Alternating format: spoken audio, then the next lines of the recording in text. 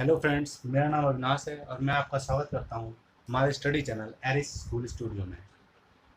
मैं आपको 10th class के सिलेबस के हिसाब से केमिस्ट्री पढ़ाने वाला हूँ, जो कि हमारे एनसीईआरटी बेस पे होते हैं। नॉर्मली सीबीएसई स्कूल में ये पढ़ाई जाती है। तो बट जो सिलेबस होता है एनसीईआरटी का, वो लगभग सभी स्टेट्स फॉलो करते हैं। तो हम बिल्कुल चैप्टर वाइज चलेंगे, जैसा कि एनसीईआरटी की 10th क्लास की बुक में दिया गया है। उसी सीक्वेंस में हम पढ़ते जाएंगे। तो सीक्वेंस के हिसाब से पढ़ने में हमारा सबसे पहले चैप्टर आता है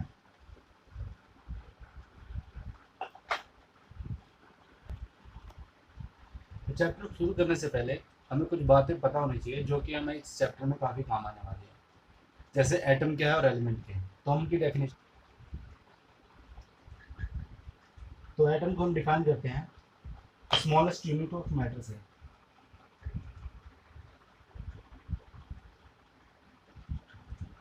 मतलब कि किसी पदार्थ की सबसे छोटी इकाई को हम एटम कहते हैं। और सेकंड हमारा हमारा एलिमेंट। हम एलिमेंट को डिफाइन सिंपली इस तरह से करते हैं, it is a group of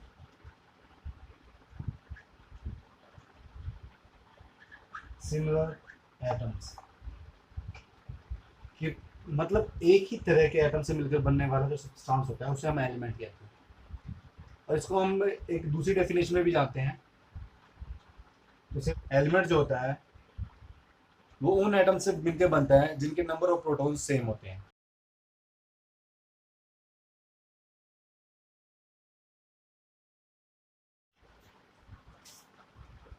जो केमिकल रिएक्शन है वो हम अपनी डेली लाइफ में कहीं ना कहीं ऑब्जर्व करते हैं, जैसे कि खाने के पकने में, दूध से दही जमने में, या फिर लोहे का जंग लग जाना। ये सभी एक चीज के एग्जाम्पल हैं। ठीक है, हम इन्हें फर्दर डिटेल में पढ़ते हैं आगे। सबसे पहले हम जान लेते हैं किस किस टाइप से चेंजेस आते हैं और क्या क्या इफेक्ट पड़ता है केमिकल रिएक्शन की वजह से पे मैटर पे और सब्सटेंस वगैरह पे। Okay,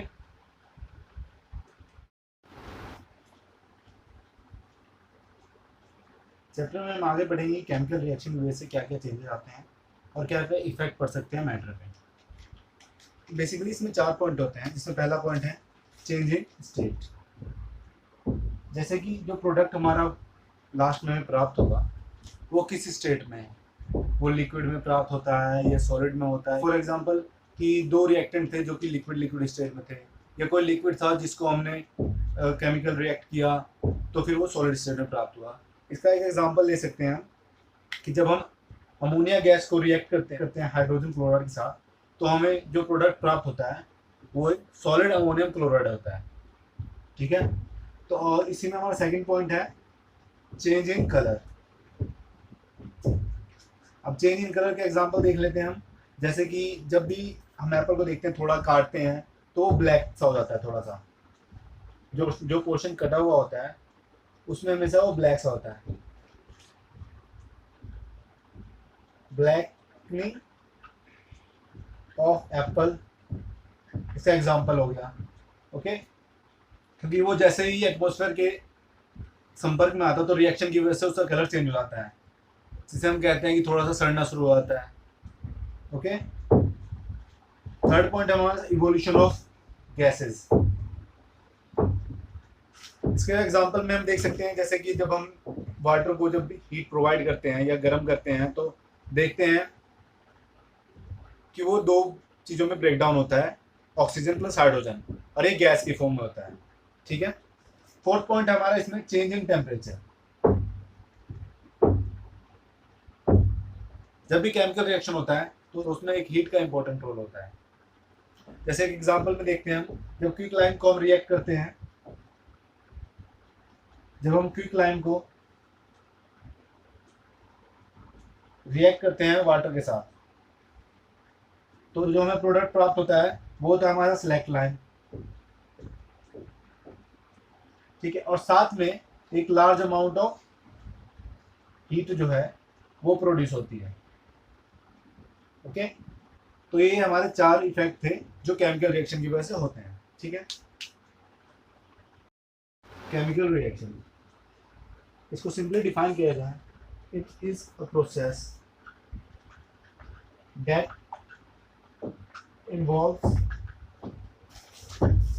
molecular rearrangement rearrangement. For example, जब भी हम मैग्नीशियम को ऑक्सीजन की प्रेजेंस में बर्न करते हैं तो हमें मैग्नीशियम ऑक्साइड प्राप्त होता है। सेकंड हमारा केमिकल इक्वेशन।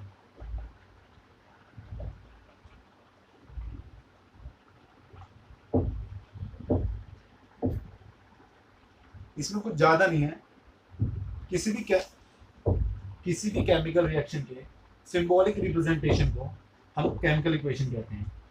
जैसे मैंने एग्जांपल देखा था, मैग्नीशियम प्लस ऑक्सीजन, तो रिएक्शन पे हमें मैग्नीशियम ऑक्साइड प्राप्त हुआ था। ठीक है, मैग्नीशियम ऑक्साइड प्राप्त हुआ। तो जो ये हम इसे इस तरह लिख सकते हैं, मैग्नीशियम प्लस ऑक्सीजन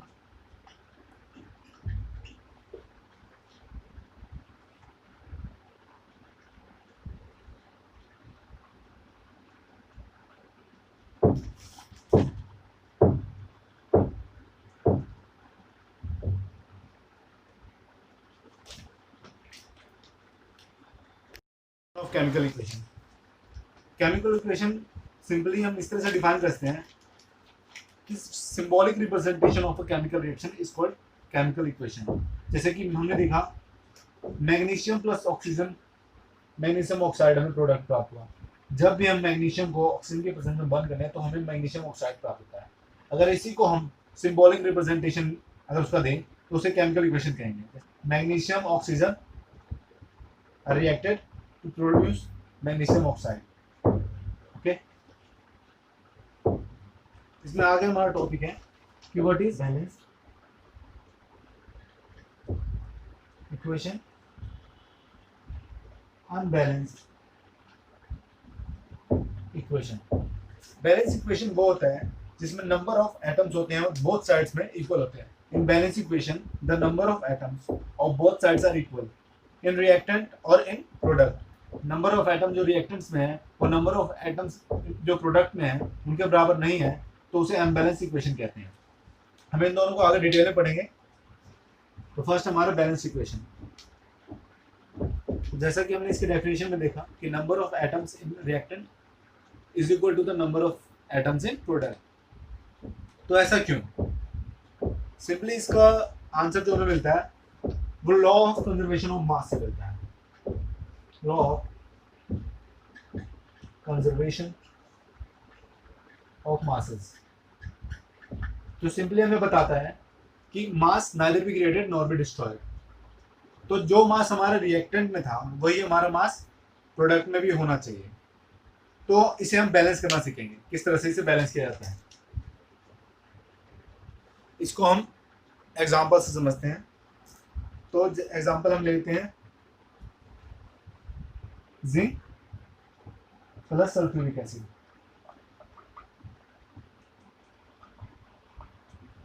जब हम इनको आपस में रिएक्ट करते हैं तो हमें जो प्रोडक्ट प्राप्त होता है जिंक सल्फेट और हाइड्रोजन। जब हम इसे केमिकल इक्वेशन में लिखेंगे तो कुछ इस प्रकार लिखते हैं।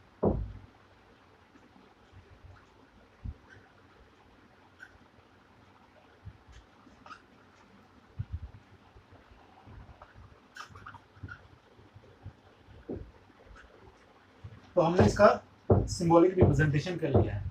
अब इसको आगे समझाने के लिए हम एक बॉक्स बना लेते हैं ताकि हमें समझना इजी हो जाए। ओके, तो हम इसमें काउंट करेंगे कि number of atoms in reactant कितने हैं और numbers of atom in product कितने हैं। तो हम कुछ इस तरह से बॉक्स बना लेंगे। Element,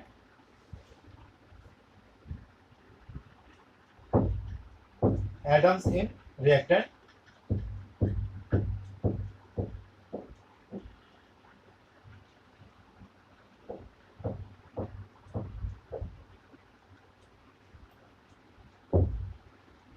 atoms in reactant and atoms in product। Okay, हम इस तरह से बॉक्स बना लेंगे। तो सबसे पहला हमारे एलिमेंट क्या है? जिंक। सेकंड एलिमेंट क्या है? हाइड्रोजन। थर्ड एलिमेंट क्या है हमारा, सल्फर। और फोर्थ एलिमेंट हमारा क्या है, ऑक्सीजन। ओके, और हमने अपने चारों एलिमेंट लिखे हैं। अब हम काउंट कर लेते हैं कि हमारे जो नंबर ऑफ एटम है वो कितने हैं। तो हमने देखा कि रिएक्टेंट में, तो ये हमारे यहाँ रिएक्टेंट और ये हमारा प्रोडक्ट। तो हम काउंट कर लेते हैं कि नंबर ऑफ एटम रिएक्टेंट में कितने हैं। तो जैसे कि हम देख पा रहे हैं यहाँ पे जिंक का एटम 1 है, हाइड्रोजन का एटम 2 है, सल्फर का एटम 1 है और ऑक्सीजन 4 है। ठीक है, अब हम काउंट कर लेते हैं कि हमारे प्रोडक्ट में कितने हैं। तो हमारे प्रोडक्ट में जिंक 1 है, हाइड्रोजन के 2 एटम्स हैं, सल्फर के 1 एटम है और ऑक्सीजन का 4 एटम है। तो हम यहाँ पे क्लियरली देख सकते हैं कि नंबर ऑफ एटम्स जितने रिएक्टेंट में है उतने ही प्रोडक्ट में है। तो ये एक बैलेंस्ड इक्वेशन कहलाएगी।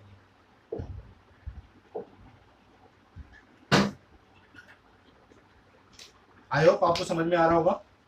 तो अब हम आगे चलते हैं। ये तो एक एग्जांपल था बैलेंस इक्वेशन का। अब हम सीखते हैं कि कैसे एक अनबैलेंस इक्वेशन को बैलेंस इक्वेशन बनाया जाए। ठीक है, एक एग्जांपल ले लेते हैं हम। को जब हम रिएक्ट करते हैं वाटर के साथ तो हमें प्राप्त होता है, हमें फेरस ऑक्साइड प्लस हाइड्रोजन। तो सबसे पहले हम इसका सिंबॉलिक रिप्रेजेंटेशन कर देते हैं। तो सिंबॉलिक रिप्रेजेंटेशन हम इस तरह करते हैं इसका। आयरन को लिखते हैं Fe, वाटर को लिखते हैं H2O, फेरस ऑक्साइड को हम Fe3O4 और हाइड्रोजन को H2। ओके, किसी भी इक्वेशन को बैलेंस करने में कुछ रूल होता है। सबसे बेसिक रूल उसमें होता है हम किसी भी इक्वेशन को ऑल्टर नहीं कर सकते। जैसे हम H2O को H2O4 नहीं लिख सकते हैं। ओके, हम आगे सीखते जाएंगे किस तरह से करते हैं और क्या क्या चीज़ें नहीं करनी चाहिए। तो जैसे मैंने पहले आपको बताया, सेम उसी प्रकार से हम इसको भी सॉल्व करेंगे, इक्वेशन को बैलेंस करेंगे। तो सबसे पहले हम बॉक्स बना लेते हैं एज सिमिलर। ओके, तो element, atoms in reactant and atoms in product. Okay, तो हमारे पास सबसे पहला एलिमेंट क्या है, आयरन। सेकंड क्या है, हाइड्रोजन। थर्ड क्या है हमारे पास, ऑक्सीजन। ओके, अब हम देखते हैं कि हमारे पास एटम रिएक्टेंट में कितने हैं। तो हमारे पास आयरन का एटम 1 है, हाइड्रोजन के एटम 2 हैं, ऑक्सीजन का एटम 1 है। बट प्रोडक्ट में कितने हैं, प्रोडक्ट में आयरन के हमारे पास 3 हैं, ऑक्सीजन के हमारे पास 4 हैं और हाइड्रोजन के 2 हैं। जैसे हमने पहले पढ़ा था, number of atoms in reactant should be equal to number of atoms in product. तो जो मास हमारा रिएक्टेंट में है सेम मास हमारा प्रोडक्ट में होना चाहिए। तो हम दोनों के मासेस को बैलेंस करेंगे। जब भी हम इक्वेशन को बैलेंस करते हैं तो हम कभी भी जो एटम्स ऐड करते हैं उसको हम बैक साइड रिप्रेजेंट नहीं करते हैं। जैसे मैंने आपको अभी एग्जांपल दिया था, वाटर को हम H2O4 नहीं लिख सकते हैं। ओके, तो हम इसको करेक्ट वे में कैसे लिखेंगे। तो इसको बैलेंस इक्वेशन करने के लिए सबसे पहले देखते हैं हमें कितना चाहिए, आयरन कितने होने चाहिए। तो हमारे पास प्रोडक्ट में 3 है, तो प्रोडक्ट को तो हम चेंज नहीं करते। तो हमारा प्रोडक्ट में कितने हैं, 3। तो हम यहाँ पे आगे रिप्रेजेंट करेंगे 3। तो हमारे पास 3 आयरन हो गए, 3 यहाँ पे 3 हमारे पास प्रोडक्ट में भी एटम्स ऑफ आयरन हो गए। अब हम आगे देखते हैं हाइड्रोजन। हाइड्रोजन के तो दोनों 2 हैं तो बैलेंस है। तो फिर आगे देखेंगे कि ऑक्सीजन के 4 हैं इस प्रोडक्ट में। बट और जब हम इसको 4 करने के लिए हम आगे 4 करेंगे तो जो नंबर ऑफ एटम्स है हाइड्रोजन के वो 8 हो गए। सो हमें यहाँ भी इसको भी 8 करना पड़ेगा। तो हम यहाँ से 4 मल्टीप्लाई करेंगे। तो अब हमारी इक्वेशन बैलेंस हो गई है। किस प्रकार से, हम इस टेबल को दोबारा करेक्ट करेंगे। जो टेबल थी वो दोबारा हम बनाएंगे, क्या हमारी इक्वेशन बैलेंस हुई है नहीं हुई है। तो चेक करते हैं। हमारे पास आयरन के रिएक्टेंट में जो है वो 3 एटम है, ऑक्सीजन के जो है वो 4 एटम है, हाइड्रोजन के 8 एटम है। अब हम प्रोडक्ट में जाके लेते हैं। प्रोडक्ट में आयरन के 3 एटम है, ऑक्सीजन के 4 एटम है और हाइड्रोजन के 8 एटम है। तो हमारी ये इक्वेशन ऑफ बैलेंस्ड इक्वेशन कहलाएगी।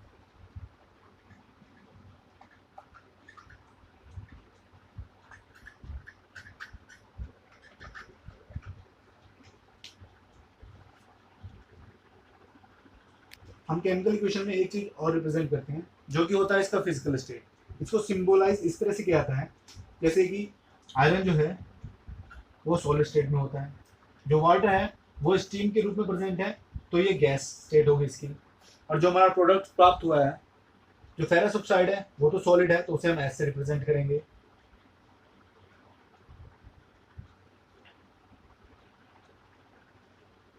एस से रिप्रेजेंट करेंगे। और जो हमारी हाइड्रोजन है वो तो गैस है, तो गैस जी से रिप्रेजेंट करेंगे। ओके, तो ये था हमारा फिजिकल स्टेट को किस तरह से सिंबलाइज किया जाए। फिजिकल स्टेट के सिंबलाइजेशन को हम बेसिकली हम केमिकल इक्वेशन में नहीं ऐड करते जब तक कि नेसेसरी नहीं होता या पूछा ना जाए। केमिकल रिएक्शन एटमॉस्फेयर में होने वाले टेम्परेचर प्रेशर चेंजेस की वजह से भी होते हैं। ठीक है, इसका एक एग्जांपल देख लेते हैं। जैसे कि जो लीव्स हैं और जो प्लांट है वो फूड किस तरह से बनाते हैं। जो कार्बन एक्वा स्टेट में होता है उसको जब वो कंबाइन होता है वाटर के साथ in presence of sunlight, chlorophyll, जो प्रोडक्ट प्राप्त होता है वो होता है C6H12O6 जो कि एक्वा सॉल्यूशन होता है, और साथ में प्राप्त होता है ऑक्सीजन जो कि एक्वा सॉल्यूशन। ऑक्सीजन ये भी एक्वा सॉल्यूशन होता है, इसे हम ग्लूकोज भी कहते हैं। अब इस टॉपिक में हम आगे देखते हैं कि रिएक्शन कितने टाइप के होते हैं। टाइप्स ऑफ रिएक्शन, पहले हम पॉइंट्स देख लेते हैं कि क्या कितने टाइप्स ऑफ रिएक्शन होते हैं, फिर हम उसको डिटेल में डिफाइन करेंगे। तो सबसे पहला होता है कॉम्बिनेशन रिएक्शन।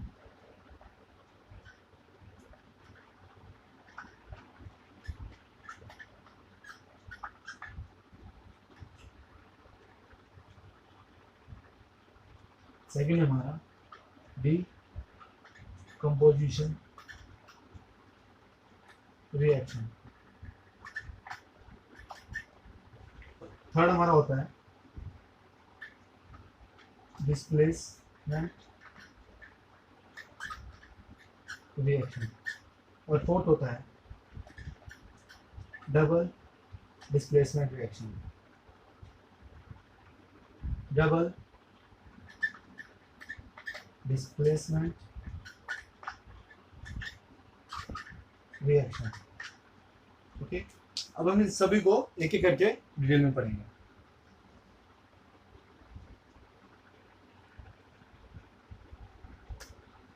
तो फर्स्ट है हमारा कॉम्बिनेशन रिएक्शन।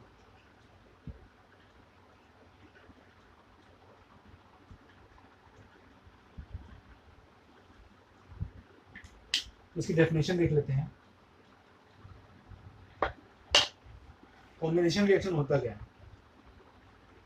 वो रिएक्शन जिसमें दो या दो से ज्यादा रिएक्टेंट मिलकर कोई सिंगल प्रोडक्ट बनाते हैं उसे केमिकल रिएक्शन कहते हैं।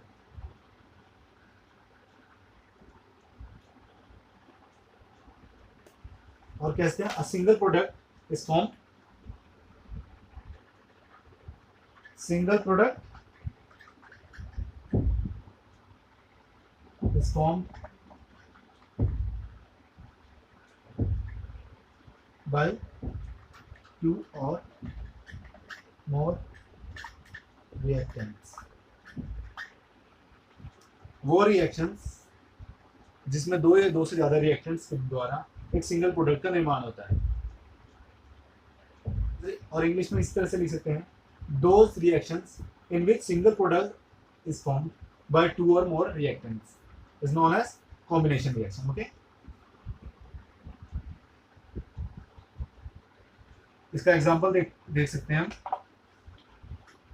when calcium oxide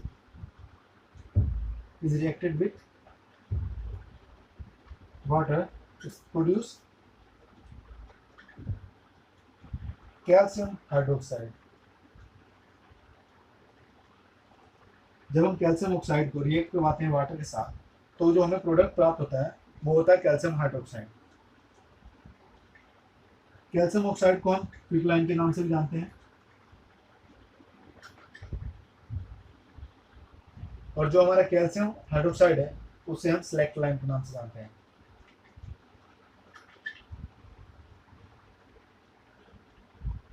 कुछ और एग्जांपल्स देख सकते हैं,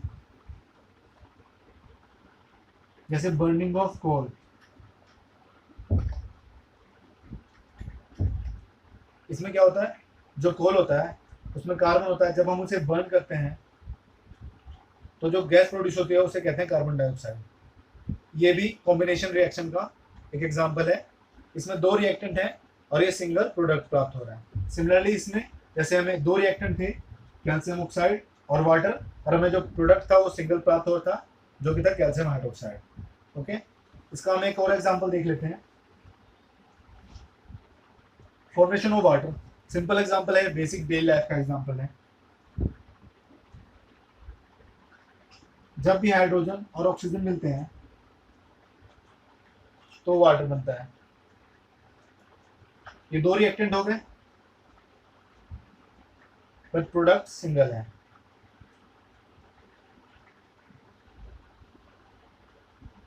तो ये भी हमारा एक कॉम्बिनेशन रिएक्शन का एग्जांपल होगा। कुछ रिएक्शन में क्या होता है, हीट रिलीज होती है जब प्रोडक्ट फॉर्म होता है, उसे हम कहते हैं exothermic chemical reaction.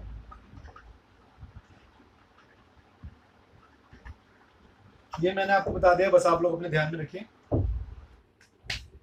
Types of reaction, जो सेकंड रिएक्शन होता है उसे कहते हैं हम decomposition reaction. Decomposition reaction, decomposition reaction में क्या होता है, जब हम किसी सिंगल रिएक्टेंट को हीट प्रोवाइड करते हैं तो वो एक से ज्यादा प्रोडक्ट प्रोड्यूस करता है। इंग्लिश में हम इसकी डेफिनेशन इस तरह लिख सकते हैं, when a single reactant break down to give simpler products। और कहते हैं जब एक सिंगल रिएक्टेंट दो या दो से ज्यादा प्रोडक्ट में ब्रेक डाउन हो जाता है। ओके, इसका हम एग्जांपल देख लेते हैं। तो सबसे पहला एग्जांपल हम देखते हैं,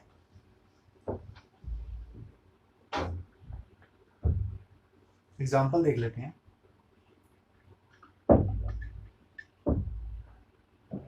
तो हम फेरस सल्फेट को हीट प्रोवाइड करते हैं तो जो हमें प्रोडक्ट प्राप्त होता है वो होता है ferric oxide,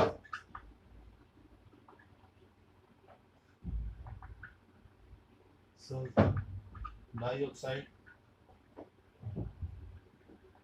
sulphur trioxide. Okay, अब इसे हम सिंबॉलिक रिप्रेजेंटेशन के थ्रू देखते हैं। उसके बाद हम देखेंगे कि इसमें किस तरह से चेंजेस हो रहे हैं और रिएक्शन किस तरह से वर्क कर रही है। ओके, ये हमारा हो गया फेरिक सल्फेट। ओके, जब हम इसे हीट देंगे तो हमें उसके बाद हीट देने के बाद जो प्रोडक्ट प्राप्त होगा वो होता है फेरिक ऑक्साइड, साथ में हमें प्राप्त होगा सल्फर डाइऑक्साइड और साथ में प्राप्त होगा सल्फर डाइऑक्साइड। तो हमने देखा जब हम किसी रिएक्टेंट को हीट प्रोवाइड करते हैं तो वो हमें दो से ज़्यादा प्रोडक्ट भी दे सकता है। मिनिमम हमें कम से कम दो प्रोडक्ट देता है तो उसे कहते हैं डीकम्पोजिशन रिएक्शन। इसका एक और एग्जांपल देख लेते हैं। जब हम लाइम सोडा को हीट प्रोवाइड करेंगे तो जो हमें प्रोडक्ट प्राप्त होगा वो होगा क्विकलाइन और कार्बन डाइऑक्साइड। यहाँ पे भी हम देख सकते हैं कि हीट प्रोवाइड करने के बाद जो हमारा लाइम सोडा था वो दो प्रोडक्ट में डिवाइड हो गया, एक क्विकलाइन और दूसरा कार्बन डाइऑक्साइड। लाइम सोडा को साइंटिफिक लैंग्वेज में कैल्शियम कार्बोनेट भी कहते हैं, कैल्शियम कार्बोनेट भी कहते हैं। डीकम्पोजिशन रिएक्शन का एक और एग्जांपल देख लेते हैं ताकि आप लोगों को अच्छी तरह से समझ में आए। जब सिल्वर क्लोराइड सनलाइट की प्रेजेंट में आता है और कह सकते हैं हीट की प्रेजेंट में आता है, तो वो सिल्वर और क्लोरीन में डिवाइड हो जाता है और कहते हैं हमें जो प्रोडक्ट प्राप्त होता है वो सिल्वर और क्लोरीन होता है। हम डेली लाइफ में भी इसको ऑब्जर्व कर देख सकते हैं। जो हमारा सिल्वर होता है उस पर आपने कई बार देखा होगा ग्रे कलर की लेयर जम गई है। ये सेम इसी रिएक्शन की वजह से होता है। टाइप ऑफ रिएक्शन में थर्ड टाइप का रिएक्शन होता है डिस्प्लेसमेंट रिएक्शन। इस रिएक्शन में कोई भी एक एलिमेंट दूसरे एलिमेंट को रिप्लेस या रिमूव करता है रिएक्शन के दौरान। इसे हम इंग्लिश में इस तरह से लिखते हैं, इन this reaction one substance displace और रिमूव अनदर एलिमेंट और सब्सटेंस। सीधा सीधा इसका मतलब यही है कि किसी भी रिएक्शन में कोई एक सब्सटेंस जो होता है वो दूसरे सब्सटेंस को रिप्लेस करता है या रिमूव। इसका एग्जांपल देख लेते हैं। जब हम आयरन को कॉपर सल्फेट साथ रिएक्ट करवाते हैं, Fe हो गया हमारा आयरन, CuSO4 को हमारा कॉपर सल्फेट। जब रिएक्ट करते हैं तो हमें जो प्रोडक्ट प्राप्त होता है वो होता है आयरन सल्फेट। आयरन सल्फेट को हम FeSO4 लिखते हैं और साथ में हमारे पास जो बचता है उसे कहते हैं कॉपर। ठीक है, FeSO4 हमारा आयरन सल्फेट हो गया और Cu हमारा कॉपर हो गया। तो इस एग्जांपल में हम देख सकते हैं जब आयरन जो है वो कॉपर को रिप्लेस कर रहा है आयरन सल्फेट बनाते हुए, ठीक है, और कॉपर अलग अकेला पड़ रहा है। पहले हमारे पास आयरन अकेला था, बाद में हमारे पास कॉपर हुआ। क्यों? क्योंकि आयरन ने रिप्लेस कर दिया कॉपर को। अगला एग्जांपल देखते हैं, सिमिलर टाइप का है। जब हम जिंक को कॉपर सल्फेट साथ रिएक्ट करवाते हैं तो जो हमें प्रोडक्ट प्राप्त होता है वो होता है हमारा जिंक सल्फेट और कॉपर। हम जिंक को Zn लिखते हैं, CuSO4 हमारा हो गया कॉपर सल्फेट, ZnSO4 हमारा होता है जिंक सल्फेट और Cu हमारा कॉपर। तो इस एग्जांपल में भी देख रहे हैं हम जिंक को जब कॉपर सल्फेट साथ रिएक्ट करवा रहे हैं तो जिंक सल्फेट और कॉपर प्राप्त हो रहा है। सिमिलरली इसमें जिंक ने जो है कॉपर को रिप्लेस कर दिया और सल्फेट के साथ बॉन्डिंग बना ली और जिसके कारण कॉपर हमारा अकेला पड़ गया। पहले जिंक अकेला था, बाद में हमारा कॉपर अकेला रह गया। आई होप आप लोगों को समझ में आ रहा होगा। टाइप्स ऑफ रिएक्शन में फोर्थ टाइप ऑफ रिएक्शन होता है double displacement reaction. Double displacement reaction, इसकी डेफिनेशन हम इंग्लिश में कुछ इस तरह से लिखते हैं, इन this reaction more than two substance remove or displace another substance। मतलब कि दो या दो से ज़्यादा सब्सटेंस जो है वो रिप्लेस करते हैं एक दूसरे को रिएक्शन के टाइम पे, उसे हम कहते हैं डबल डिस्प्लेसमेंट रिएक्शन। ठीक है, डेफिनेशन देख लेते हैं एक बार फिर से। In this reaction more than two, और थोड़ी सी गलती हो गई है, कोई बात नहीं, more than two substance remove और डिस्प्लेस अनदर सब्सटेंस। ओके, तो हम डबल डिस्प्लेसमेंट रिएक्शन का एक एग्जांपल देख लेते हैं ताकि अच्छे से समझ में आ सके। तो इसका एग्जांपल में हम ले लेते हैं, सोडियम सल्फेट को जब हम बेरियम क्लोराइड के साथ रिएक्ट कराते हैं तो जो हमें प्रोडक्ट प्राप्त होता है वो होता है हमारा बेरियम सल्फेट और सोडियम क्लोराइड। ओके, NaSO4 हमारा हो गया सोडियम सल्फेट, BaCl2 हमारा हो गया बेरियम क्लोराइड। मैं आपको ये बताता जाता हूँ ताकि आपको रिवाइज होता रहे। BaSO4 हमारा हो गया बेरियम सल्फेट और 2NaCl तो आपको सभी लोगों को पता है सोडियम क्लोराइड, जिसे हम कॉमन सॉल्ट भी के नाम से भी जानते हैं। इस रिएक्शन में हम देख सकते हैं सोडियम सल्फेट और बेरियम क्लोराइड है। ओके, तो जो सोडियम है वो तो रिएक्ट कर रहा है क्लोराइड के साथ और NaCl बना रहा है, और जो बेरियम है वो रिएक्ट कर रहा है सल्फ़र के साथ और बेरियम सल्फेट बना रहा है। तो आपने जैसे नोटिस किया, जो सोडियम है वो रिप्लेस कर रहा है बेरियम को सल्फ़र के साथ रिएक्ट करने के लिए, और जो बेरियम है वो रिप्लेस कर रहा है सोडियम को क्लोराइड के साथ सोडियम क्लोराइड बनाने के लिए।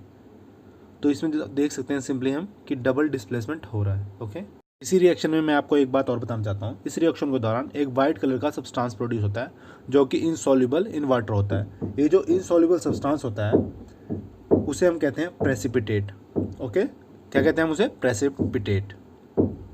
केमिकल रिएक्शन में टाइप्स ऑफ रिएक्शन के अलावा भी कुछ टर्म्स होते हैं, कुछ प्रोसेस होते हैं, उनकी भी डेफिनेशंस वगैरह हम देख लेते हैं। जैसे हमारा एक होता है ऑक्सीडेशन और हमारा होता है रिडक्शन। Oxidation and reduction. तो पहले हम ऑक्सीडेशन पढ़ लेते हैं। ऑक्सीडेशन में होता है क्या है कि गेन ऑफ ऑक्सीजन, मतलब ऑक्सीजन की प्राप्ति। तो जब कोई सब्सटेंस है उसे जब ऑक्सीजन गेन होता है या ऑक्सीजन प्राप्त होता है तो हम उसको कहते हैं ऑक्सीडाइज्ड होना। ओके, जब भी किसी रिएक्शन के टाइम पे ऑक्सीजन का गेन होता है सब्सटेंस को, तो उस सब्सटेंस को क्या कहेंगे? दैट सब्सटेंस इज ऑक्सीडाइज्ड, मतलब सब्सटेंस ऑक्सीडाइज्ड हो गया। इस पूरे प्रोसेस को ऑक्सीडेशन कहते हैं। नेक्स्ट है रिडक्शन। रिडक्शन ऑक्सीडेशन का बिल्कुल उल्टा होता है। ऑक्सीडेशन में हमारा क्या होता है? सब्सटेंस को गेन होता है ऑक्सीजन का, बट रिडक्शन में होता है कि सब्सटेंस को लॉस होता है ऑक्सीजन एलिमेंट का।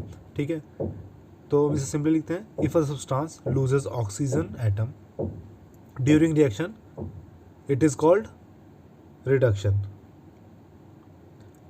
सब्सटेंस द्वारा ऑक्सीजन एटम को खोना कहलाता है रिडक्शन। ऑक्सीडेशन एंड रिडक्शन को हम एग्जांपल के थ्रू समझते हैं। जब कॉपर ऑक्साइड को हाइड्रोजन के साथ रिएक्ट करवाते हैं, जब हम कॉपर ऑक्साइड को हाइड्रोजन के साथ रिएक्ट करवाते हैं, जब हम उसे हीट प्रोवाइड करते हैं, तो जो हमारा प्रोडक्ट प्राप्त होता है वो होता है कॉपर प्लस वाटर। तो जो कॉपर के साथ ऑक्सीजन का एटम था वो बाद में हाइड्रोजन के साथ जुड़ जाता है। तो पहले हाइड्रोजन अकेला था बट बाद में कॉपर अकेला रह गया। तो इसमें हम देख सकते हैं कि कॉपर को लॉस हुआ ऑक्सीजन का, बट हाइड्रोजन को गेन हुआ है ऑक्सीजन का। ओके, तो हाइड्रोजन के लिए ऑक्सीडेशन हुआ बट कॉपर के लिए रिडक्शन हुआ है।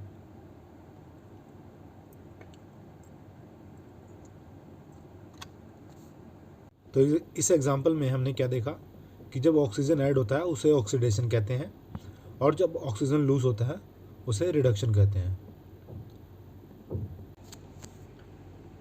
नेक्स्ट प्रोसेस है कोरोजन। इसकी पहले डेफिनेशन देख लेते हैं। When a metal is attacked by other substance around it, such as moisture, acid, water, or some other substance, it get corrode, and this process is called corrosion. मतलब कि कोई भी धातु या अधातु या कोई भी एलिमेंट जब अपने सराउंडिंग में किसी और सब्सटेंस के संपर्क में आने के कारण या किसी और सब्सटेंस के द्वारा अटैक की जाती है और उसकी जो क्वालिटी है वो ख़राब हो जाती है या जो उसकी स्ट्रेंथ होती है वो कम हो जाती है या वो डिके करने लगता है, उसको हम कहते हैं कोरोड होना। ठीक है, और इसी प्रोसेस को कहते हैं कोरोजन। इसका एक एग्जांपल आप डेली लाइफ में देखते होंगे। जैसे आयरन को हम खुले में छोड़ देते हैं तो उसमें जंग लग जाती है, वो डिके करने लग जाता है। ओके, इस एग्जांपल से आपको ज़रूर समझ में आ गया। रेंसिडिटी, जब फैट और ऑयल जो है ऑक्सीडाइज हो जाता है तो उसकी स्मेल चेंज हो जाती है। When fat and oil are oxidised they become rancid and their smell and taste change. हम लोग डेली लाइफ में नोटिस करते हैं जब किसी चीज़ को हम खुले में छोड़ देते हैं या काफ़ी टाइम से रखा रहता है तो वो भी सड़ने लग जाती है और उसका स्मेल और टेस्ट काफ़ी चेंज हो जाता है। इसी को कहते हैं कि रेंसिड होना, और इस पूरे प्रोसेस को कहते हैं rancidity of any object, substance, element. ये किसी भी चीज़ का हो सकता है।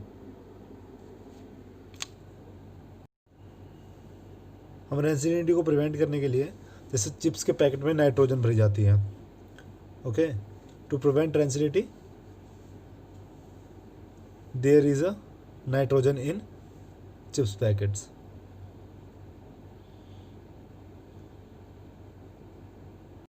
तो इस चैप्टर में बस इतना ही था। हम नेक्स्ट चैप्टर में फिर से नई वीडियो के साथ मिलेंगे। फ्रेंड्स, अगर आपको ये वीडियो अच्छी लगती है तो हमारे चैनल को सब्सक्राइब करें, ज़्यादा से ज़्यादा इस वीडियो को शेयर करें ताकि बाकी लोगों को भी फ़ायदा मिल सके, और लाइक करें ताकि हमें भी अप्रिसिएशन मिलता रहे। That's all for today guys.